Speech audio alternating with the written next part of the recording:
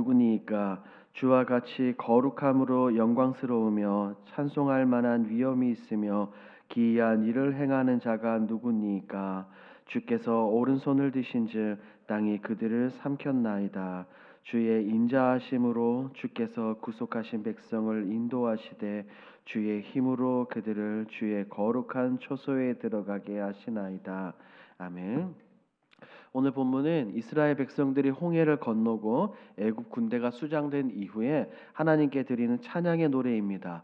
백성들은 눈앞에서 그들의 눈으로 하나님의 놀라운 기적, 하나님의 놀라운 구원의 역사를 직접 경험을 했습니다. 그리고 백성들은 모세와 그의 누이 미리암을 중심으로 기쁨과 감사의 찬양을 하나님께 올려드리는 것이 바로 오늘의 본문의 내용이죠. 오늘 본문은 우리에게 무엇을 말하려고 있는지 함께 살펴보도록 하겠습니다. 내용 관찰 1번입니다. 모세와 이스라엘 백성은 하나님께서 그들을 어떻게 인도하신다고 고백합니까? 모세와 백성들은 분명하게 고백합니다. 하나님께서 사랑하는 이스라엘 백성들을 사랑과 하나님의 권능으로 인도하신다고 말이죠. 13절을 보면 주의 인자하심으로 백성들을 인도하신다라고 말합니다.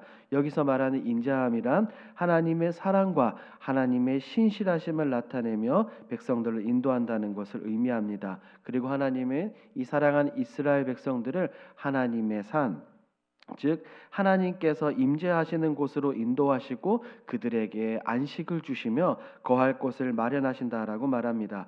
이것을 통해 백성들은 하나님의 사랑, 하나님의 능력으로 그들이 안전하게 인도받고 하나님께서 그들을 위해 예비하신 약속의 땅으로 인도될 것을 성경은 오늘 우리에게 말하고 있습니다.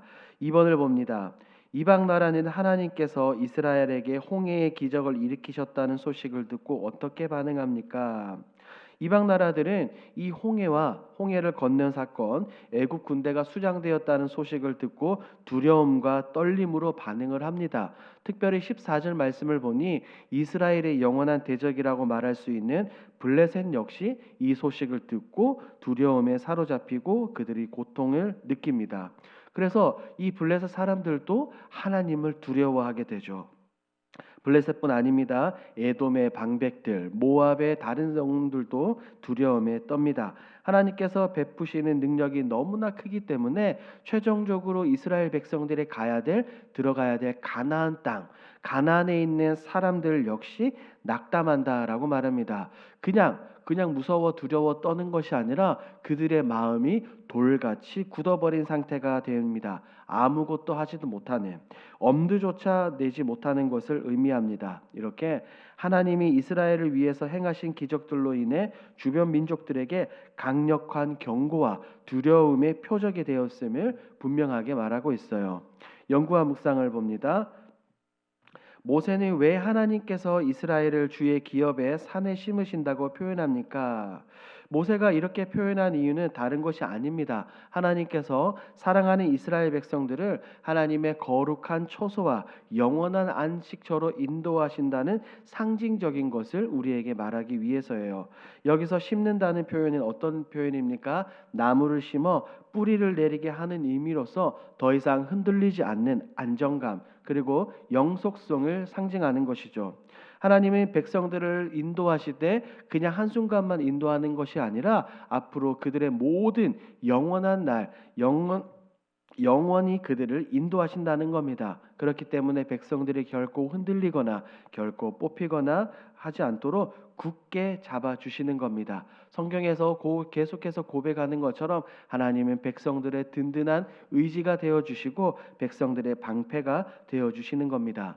그리고 말하는 주의 기업이라는 표현은 백성들이 하나님의 특별히 사랑받는 소유라는 것을 의미합니다. 이는 곧 백성들은 하나님께서 친히 부르셨고 선택하시고 구속하신다는 존재입니다. 영원한 하나님의 소유가 되었다는 말이죠. 백성들이 이렇게 하나님과 영원히 함께하며 무엇을 하게 됩니까? 하나님을 찬양하고 하나님을 예배하게 됩니다. 어디에서요? 하나님의 거룩한 임재 안에서 하나님과 함께하며 하나님의 특별한 사랑과 보호를 받으며 영원토록 하나님을 예배하는 겁니다. 그러므로 지금 본문에 나오는 모세의 이런 표현은 백성들로 하여금 힘을 내라는 하나님의 은혜와 사랑이 있다는 이 상징적인 의미를 전달하고 그들에게 용기를 주기 위함입니다. 느낀 점을 봅니다. 하나님께서는 자기 백성에게 평안을 주시고 그들에게 경배받기를 원한다는 사실에서 무엇을 느낍니까? 하나님의 이러한 모습을 보며 오늘 본문을 통해 많은 것들을 느낄 수 있어요. 먼저는 하나님의 놀라운 사랑과 배려입니다.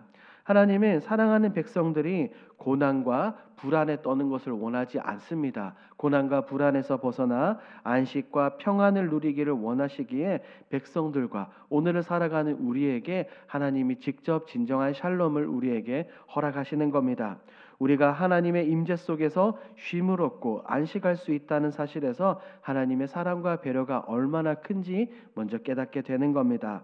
더불어 하나님의 임재 속으로 우리를 초대한다는 사실이 하나님이 우리와 얼마나 가까워지기 위함인가라는 것을 생각해 봅니다.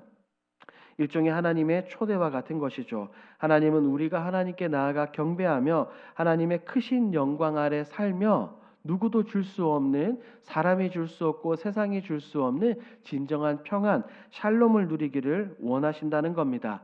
우리가 상식적으로 가까워져야 친해지지 않겠습니까? 이렇게 하나님의 백성들을, 우리를 불러주시니 얼마나 감사한지 모르겠습니다. 적용입니다. 최근 불안이 평안으로 바뀌어 하나님께 감사했던 적은 언제입니까? 내 안에 자리 잡고 있는 두려움, 나를 속박하고 있는 이 불안이 평안으로 바뀌는 경험은 사실 우리 모두에게 굉장히 의미 있는 순간들일 것입니다. 하나님은 언제나 우리의 불안과 두려움을 평안으로 바꿔주시고 오늘 본문처럼 하나님 우리에게 늘 안식을 주시는 분이시죠. 성경 속에서 대표적으로 살펴보자면 대표적인 사람 아브라함이 있습니다. 하나님의 약속 아들 이삭을 번제로 바치라고 명령하셨죠. 그때 아마 아브라함은 성경은 말하진 않지만 큰 두려움과 불안을 느꼈을 겁니다.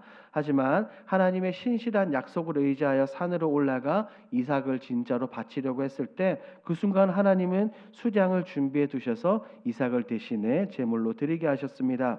이런 사건들은 언제나 우리의 삶 속에 찾아올 수 있어요. 어려움과 불안, 이것이 찾아올 때 하나님께서 나를 돌보시고 나에게 관심을 가져주시고 나를 인도하신다는 사실을 기억하며 우리는 늘 하나님을 의지하고 찬양해야 합니다. 그럴 때 참된 평안이 우리에게 임하게 되죠. 이렇게 역사하시고 인도하실 하나님을 우리는 매일의 삶 가운데 날마다 기대하며 나아가야 하는 겁니다. 마지막 결단입니다. 하나님의 권능의 오른손이 오늘도 나를 인도하심을 믿고 따르기 위해 무엇을 결단하겠습니까? 오늘 본문을 생각하며 결단한다면 우리는 다른 것이 아니라 두려움이 대신 믿음으로 결단하고 나아가야 한다는 겁니다. 어떠한 일이 내 삶에, 내 인생 걸음에 다가온다 하더라도 하나님께서 내 삶을 굳건하게 반드시 붙들고 계신다는 사실, 나의 삶을 인도하고 계신다는 분명한 확신을 가져야 한다는 거예요. 불안과 두려움 대신 하나님께 모든 상황을 맡기고 오히려 감사를 표현하며 기도하며 나아가는 것은 어떻겠습니까?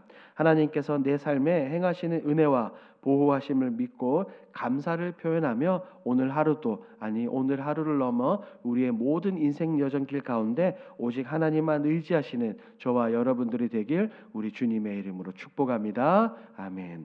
함께 기도하겠습니다. 첫 번째, 전능하신 하나님만 바라보고 의지하는 삶이 되게 하옵소서. 두 번째, 내 삶을 온전히 인도하시며 내게 평안을 주시는 하나님을 온전히 경배하게 하소서. 우리 계속 10월 집중 기도 제목입니다. 건축 과정이 하나님의 은혜 속에 차질 없이 잘 이루어져 가게 하옵소서.